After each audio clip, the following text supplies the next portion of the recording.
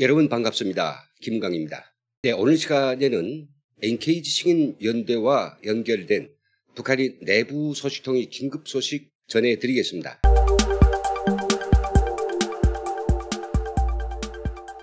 지난 16일 폭파 전소된 남북 공동 연락사무소와 관련된 중요한 소식입니다. 북한 정찰총국이 주도하고 개성시 보위부의 보위원들이 총동원되었다 하는데요. 6월 15일에 이들은 남북공동연락사무소의 문을 부수고 내부로 진입하였고 사무소 내 모든 재산들을 깡그리 약탈하였다고 합니다. 어떤 재산들을 약탈하였는지는 자세히 목록까지는 알 수 없습니다. 중요하기는 전산 장비와 통신 장비, 팩스와 프린터 등 업무 관련 일체 서류들일 것입니다. 입이 짝 벌어졌던 것은 재산 철거에 동원된 사람들에게 종이장 하나 남기지 말고 다 드러내라고 명령하였기 때문에 모든 방들을 텅텅 비워냈는데요. 저 연락사무소 남측 상주 직원들이 개인 사품들까지도 모두 걷어냈다고 합니다. 정말 떼도둑이 야음을 이용하여 재산을 송두리째 훔쳐가는 그런 모습입니다. 영화라도 하나 만들어야 하지 않을까요? 다행스러운 것은 아직 개성공단에서는 인터넷이 서비스되지 않기 때문에 쪽 관련해 장비는 없었을 것 같습니다. 사실 2014년 가을께 남북한은 개성공단의 인터넷과 VoIP 서비스를 개통한다는 데 합의를 했으나 결국 북한이 그해 한미연합훈련을 빌미로 갑자기 불어하는 통에 관련 장비들이 시설되지는 않았습니다. 그냥 만약 그때 인터넷 서비스를 개통했다면 이번에 인터넷 라우터 장비와 또 인증시설들을 포함해서 우리 중요한 인터넷 관련 비밀 설비 자료들이 북한한테 통째로 넘어갔을 것이고 그러면 남한의 공공정보를 접근하는 데 필요한 관련 최고의 비밀을 북한한테 넘겨주는 꼴이 됐을 것 같습니다. 너무나도 위태위태한 사태가 벌어졌을 것입니다.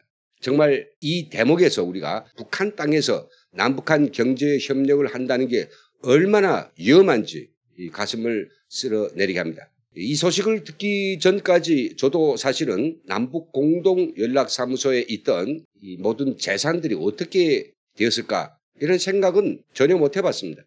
북한이 촬영한 동영상을 보면서 주위를 희뿌옇게 뒤덮은 흑연기 속에서 아주 순식간에 주저앉는 남북공동연락사무소의 모습에 분노를 느꼈고요. 차라리 북한에 대한 우리 정부의 미련과 한상이 이번 기회에 다 함께 무너져 내리기를 바랬을 뿐입니다. 그런데 오히려 북한 내부에서 사무소가 폭파되기 전 그 안에 있는 남측의 재산들을 깡그리 약탈하였다고 하는 소식을 전해 듣고는 너무도 경악스러웠습니다. 남북공동연락사무소 내 재산이 아마 적지 않을 겁니다. 정부는 이에 대해서 입도 뻥끗하지 않고 있습니다만 도대체 제 집을 폭파하고 제 재산을 다 약탈당하고도 이에 대하여 이런 방구도 하지 않는 정부, 특히 통일부의 입장이 정말 궁금합니다. 엄연한 대한민국 국가기관인데 이렇게 꺼리낌 없이 문을 부수고 난입해서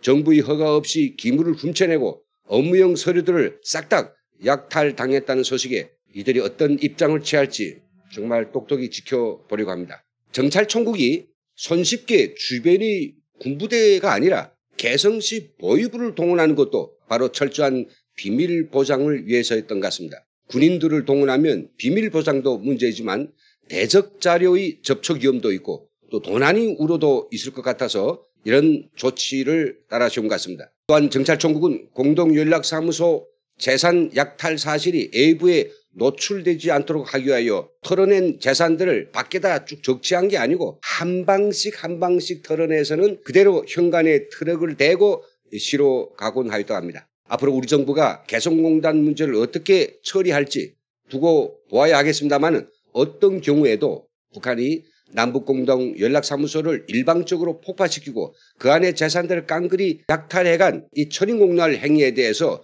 죄를 똑똑히 묻고 아무리 정부의 돈이 넘쳐난다고 하여도 국민이 혈세로 마련된 연락사무소 내 모든 재산을 반드시 돌려받아야 한다고 생각됩니다. 그 돌려받을 돈이 액수가 어마어마합니다. 연락사무소 건물을 짓고 개보수한 비용만 210억, 이번에 약탈해간 모든 집기들과 설비들이 가격을 퉁쳐도 벌써 몇십억은 넘을 것입니다. 거기에 이번 폭파 때 전소되지는 않았습니다마는 창문이 다 깨어져 나가고 건물이 심각하게 훼손된 개성공단 지원센터와 그 안에 재산들까지 합치면 거의 900억 원대는 넘는다고 말하는 네티즌들도 있습니다. 그럼 북한이 남북공동연락사무소를 깡그리 약탈해간 재산들을 어떻게 했을까요? 이에 대한 소식도 전해왔는데요. 사무소 내 매 방두를 일일이 구분해서 꺼낸 재산들을 중국산 덤프트럭 수십 대가 개성시 근교에 있는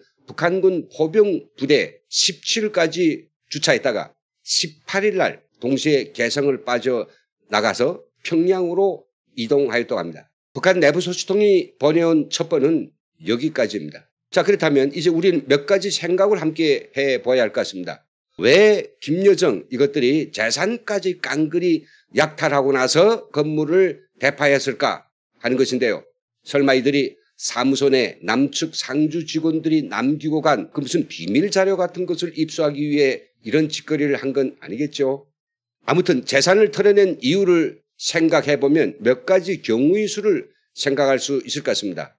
뭐니 해도 사무소 내 방마다 설치되어 있는 에어컨이나 난방기, 전산장비나 통신장비, 전자기구, 심지어 사무실 가구 이게 다 좋은 게 아니겠습니까? 그러니까 이거이 탐날 수밖에 없는 거죠. 건물을 폭파하면 다 파괴될 것 같은데 그게 아까워서 자기들이 쓰려고 다 빼냈을 것 같습니다. 이게 나중에 다 평양의 시로 올라갔다고 하니 그걸 다 정찰총국이 혼자 독차지하지는 못할 것입니다. 아무리 사무소 재산 약탈을 주도했다고 하지만 인원을 댄 건 보위부 쪽이니까 그들도 자기 지분을 요구해서 얼마만큼은 차지했을 것이고 무엇보다도 힘이 제일 센 중앙당에서 내놓으라고 하면 네 앞이라고 안 내놓겠습니까? 아마 보지 않아도 힘 있는 기관의 수장들은 너도 나도 이번 기회에 남측의 그 멋진 이런 장비들을 하나씩은 다 가져가지 않았겠느냐 딱 짐작됩니다. 솔직히 이 평양 고위층들의 사무실 전부 중국산 에어컨이나 난방기구들이 설치되어 있는데요. 삼성, LG 그리고 유수의 한국산 냉난방기들이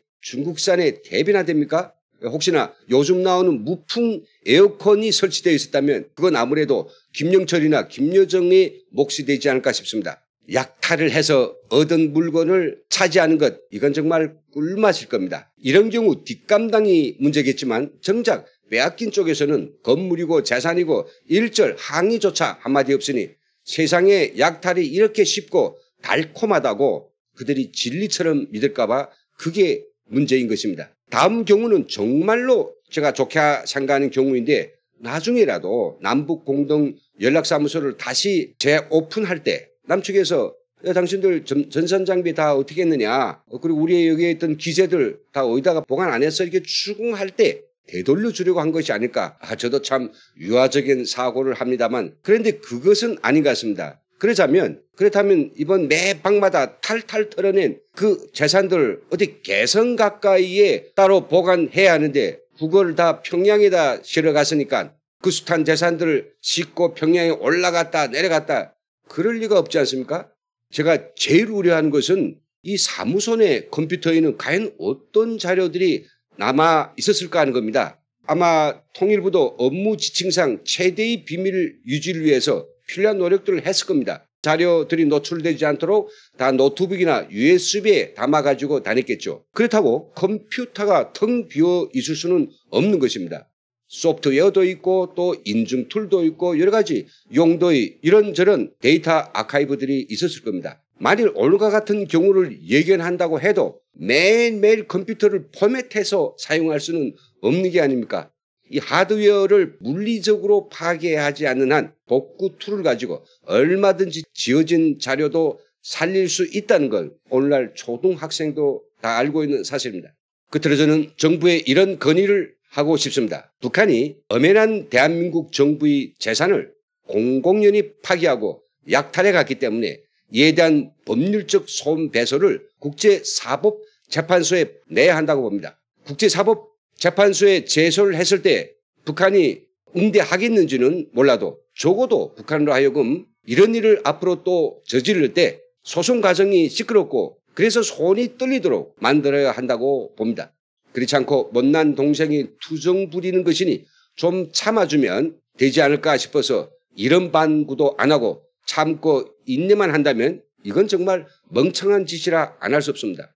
개인들 사이에서는 도량에 따라서 인내나 아량과 같은 관용을 베풀 수 있지만 국가들 사이에서는 오로지 국익을 우선한 냉정하고 철저한 1대1 대응만이 있을 뿐이라고 봅니다. 물론 그것이 전략적이고 충분한 정책적인 고려하에서 그 즉흥적인 대응은 시간적으로 차이를 두더라도 반드시 대응은 하는 것이 이게 국가들 사이의 정상적이고 상식적인 행위들인 것입니다.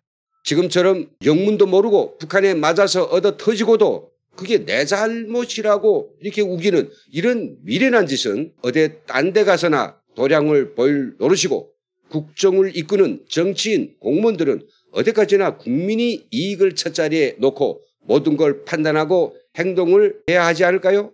북한이 성풀이를 하느라 잣가루로 만든 우리 국민의 귀중한 재산인 개성 남북 연락사무소 건물과 부대 기기값 200수십억의 국세를 북한이 내지 않는다면 앞으로 그걸 만들어낸 사람들이 반드시 제 사죄를 털어내서라도 물어내야 할 것입니다. 예, 여기서 마치겠습니다. 지금까지 함께 해주신 모든 분들께 진심으로 감사를 드립니다.